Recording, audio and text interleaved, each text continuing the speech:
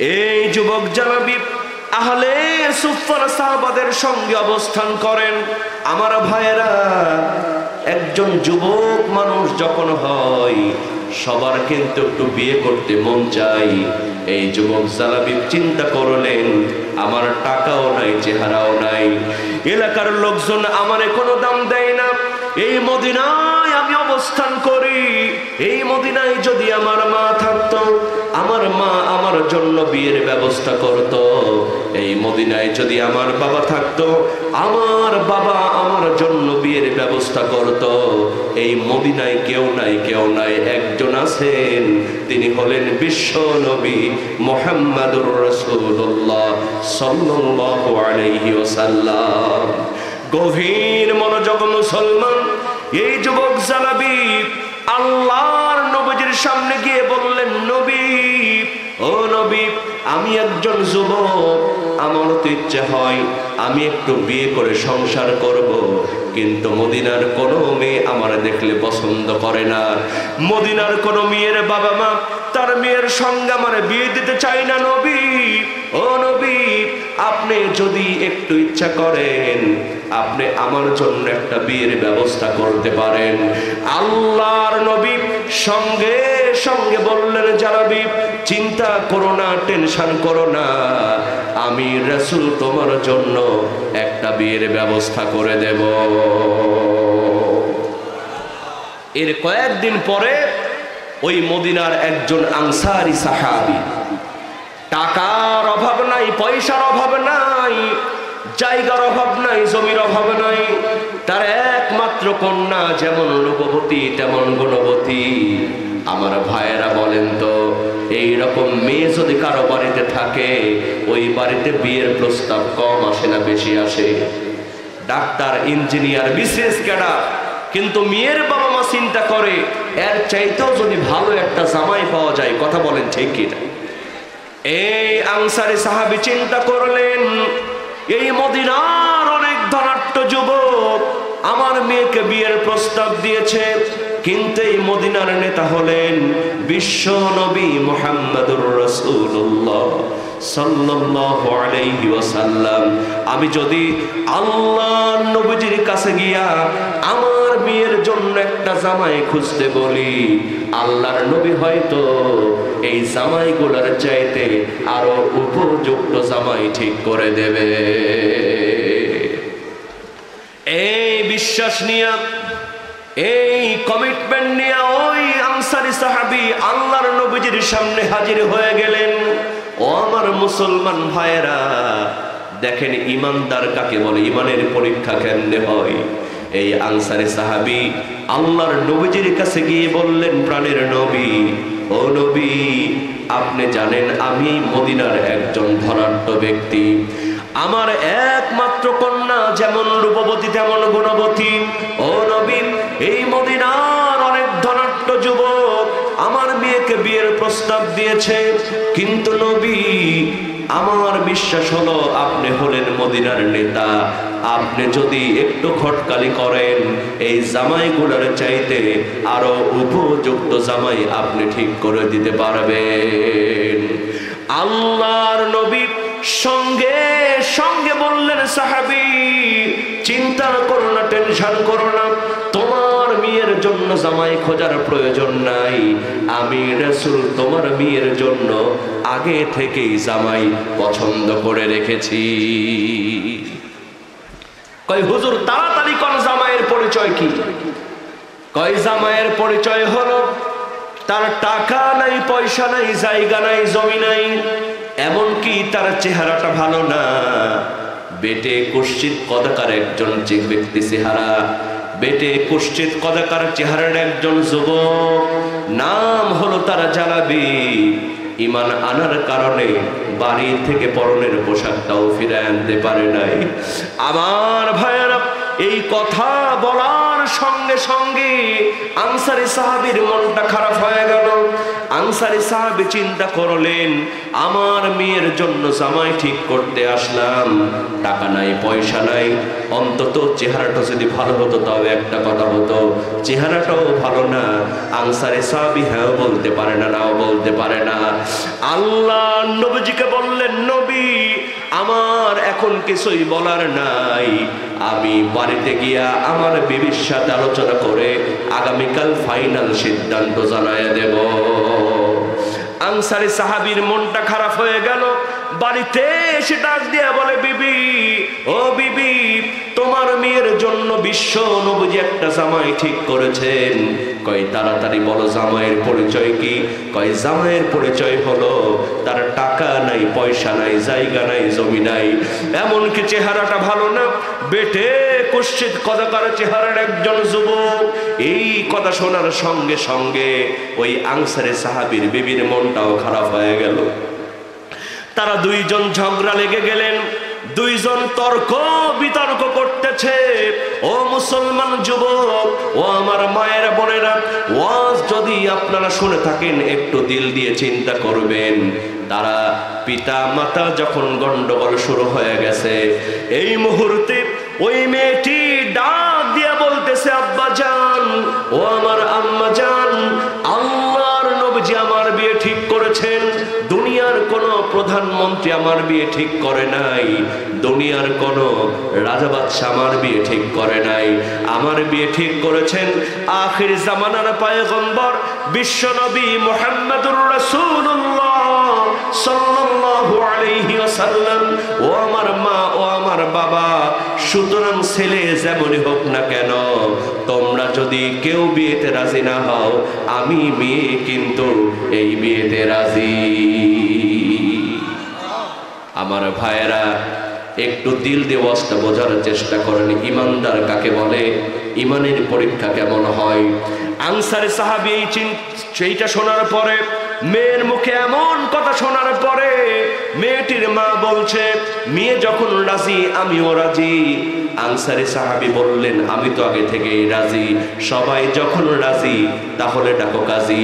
আনসারী সাহাবী চিন্তা করলেন, আল্লাহর নবীজির কাছে গিয়া আবার আমি বলি, হুজুর আর কোনো সমস্যা নাই। আনসারী সাহাবী চলে গেলেন আল্লাহর নবীজির সামনে।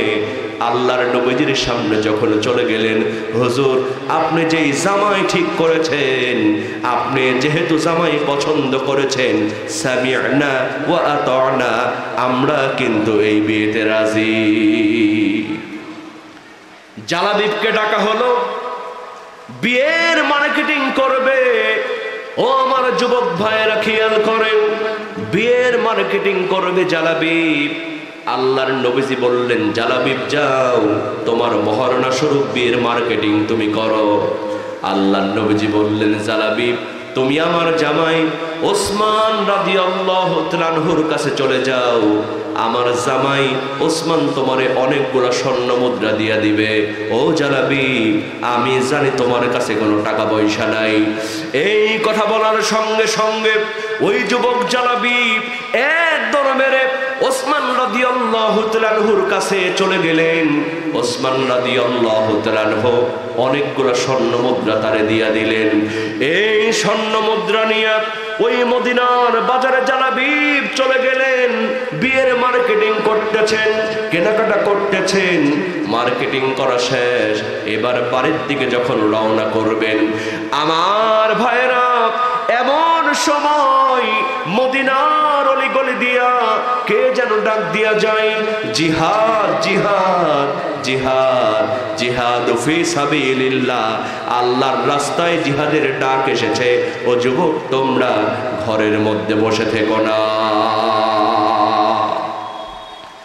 এই যুবক জালাবিব ইমানের পরীক্ষা দিলেন। ওই যে আল্লাহ পাক বলছেন, আল্লাযীনা আমানু ইউকাতিলুনা ফি সাবিলিল্লাহ, ইমানদার হবে যারা, সংগ্রাম করবে, যুদ্ধ করবে আল্লাহর পক্ষে তারা। এই যুবক জালাবিব চিন্তা করলেন, হায় রে, আমি একজন যুবক, আমার জন্য তো এখনো বিয়ে করা জরুরি নয়, আমার জন্য এখন বিয়ে করা জরুরি নয়, আমার জন্য এখন দিন কায়েম করা জরুরি। আল্লাহর জিহাদের ডাক দিয়েছেন, আমি যুবক যদি ঘরের মধ্যে বসে থাকি, কাল কিয়ামতের ময়দানে আল্লাহর কাঠগড়ায় আমি জবাব দিতে পারবো না। এই চিন্তা করে ওই যুবক জালাবি সব বিয়ের মার্কেটিং আবার মদিনার বাজারে ফেরত দিয়ে দিলেন। সব মার্কেটিং ফেরত দেওয়ার পরে ওই মদিনার বাজার থেকে লম্বা একটা তরবারি ক্রয় করে নিয়ে জিহাদের ময়দানে জালাবিব ঝাঁপায়া পড়লে। মুসলমানদের জয় হলো, মুসলমানরা বিজয় অর্জন করলেন। সাহাবারা তন্ন তন্ন করে খুঁজতে জালাবিবরে, জালাবিব কোথায় গেল? জালাবিবের জন্য বিয়ের অনুষ্ঠান রেডি, সবাই তন্ন তন্ন করে জালাবিবরে কোথাও পায় না, জালাবিবরে কোথাও পাওয়া যায় না। তন্ন তন্ন করে সাহাবারা খুঁজতেছে, জালাবিবের জন্য বিয়ের অনুষ্ঠান রেডি। আমার ভাইরা সবাই যখন তন্ন তন্ন করে খুঁজতেছে, এমন সময় লক্ষ্য করে দেখা গেল দূরে কে যেন ইসলামের ঝান্ডা উঁচু করে নিয়ে দাঁড়ায় আছে। বাজান, যুবকরা যদি একবার পরিবর্তন হয়, যুবকরা যদি একবার ময়দানে নামে, এই স্বৈরাচারের পতন তখনই ঘটে। কথা কোন ঠিক কিনা? আপনারা দেখেছেন সেই রংপুরের আবু সাইদ, সেই মুগ্ধ ভাই, এরকম তরুণ যুবক যখন যারা জমিনের মধ্যে সত্যের পক্ষে লড়াই নেমেছে, আল্লাহ পাক তাদেরকে দিয়ে এই স্বৈরাচারের পতন ঘটিয়েছিল। কথা বলেন ঠিক কিনা? যুগে যুগে যুবকরা যদি এক হয়, বাংলার জমিনে কোন নাস্তিক মুরতাদের ঠাঁই হবে না। কথা কোন ঠিক কিনা? গভীর মনোযোগ মুসলমান, এই যুবক জালাবিব সব মার্কেটিং ফেরত দিয়ে দিলেন। ওই মদিনার বাজার থেকে লম্বা তরবারি ক্রয় করে নিয়ে জিহাদের ময়দানে ঝাঁপায় পড়লেন। জিহাদ শেষ হয়ে গেল, মুসলমানদের জয় হয়ে গেল।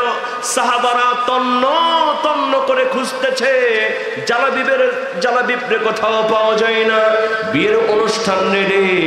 এমন সময় দেখা গেল দূরে কে যেন ইসলামের ঝান্ডা উঁচু করে নিয়ে দাঁড়ায় আছে। সাহাবারা চিন্তা করলেন, আমরাই তো প্রথম ইসলামের পতাকা উঁচু করে ধরব, আমাদের আগে কে আবার ইসলামের পতাকা উঁচু করে ধরলো? আমার ভাইয়েরা, এটা দেখার জন্য সাহাবারা এক দৌড় দিয়া ওই ঝান্ডার সামনে, পতাকার সামনে চলে গেলেন। কাছাকাছি যাওয়ার পর লক্ষ্য করে দেখেন ওই যুবক জালাবিবের দুই হাত কেটে দুই দিকে পড়ে আছে। আল্লাহু আকবার বলেন। ওই যুবক জালাবিবের দুই পা কেটে দুই দিকে পড়ে আছে, বডিটা ক্ষত বিক্ষত হয়ে আর একদিকে পড়ে আছে। লক্ষ্য করে দেখা গেল ওই যুবক জালাবিব কামড় দিয়া ইসলামের পতাকা উঁচু করে ধরে আছে। সাহাবাদের মধ্যে কান্নার রোল পড়ে গেল। সাহাবারা কান্না করছেন, হায় রে, এই যুবক জালাবিব ঈমান আনতে গিয়া আল্লাহর পথে জিহাদ করার জন্য এই জীবনে তার আর কিছুই পাওয়া হলো না। বিয়েটা করা হলো না, বিয়ের অনুষ্ঠান রেডি, বিয়ের মার্কেটিং করতে এসে এই যুবক জালাবিব আল্লাহর নবীজির কথা শুনে, আল্লাহর নবীজির জন্য, ইসলামের জন্য, আল্লাহর জন্য যে ত্যাগ করলেন, এই তরবারি কিনা নিয়া জিহাদের ময়দানে ঝাঁপায়া পড়ে এই যুবক জালাবিব শহীদ হয়ে গেলেন। এই যুবক জালাবিবের তো আর বিয়ে করা হলো না। সাহাবাদের মধ্যে কান্নার রোল পড়ে গেল। এমন সময় আল্লাহর নবী, বিশ্ব নবী মুহাম্মদুর রাসূলুল্লাহ সাল্লাল্লাহু আলাইহি ওয়াসাল্লাম ওই জালাবিবের সামনে চলে আসলেন। তার কাটা মস্তকের সামনে আল্লাহর নবীজি হাঁটু গেড়ে বসলেন। এরপরে আল্লাহর নবীজির হাত মোবারক দিয়া ওই জালাবিবের কপালের মধ্যে একটা আচর দিলেন, একটা ছোঁয়া দিলেন। এমন সময় আল্লাহর নবীজি লক্ষ্য করে আসমান বরাবর তাকালেন। আর তিনি যখন আসমান বরাবর তাকালেন, আল্লাহর নবীর মুখ দিয়ে মুচকি মুচকি হাসি বের হয়ে গেল। সাহাবারা আশ্চর্য হয়ে গেলেন। সাহাবারা বললেন, ইয়া রাসূলুল্লাহ, ইয়া হাবিবাল্লাহ, ও নবী, আমরা তো জালাবিবের জন্য কাঁদতেছি।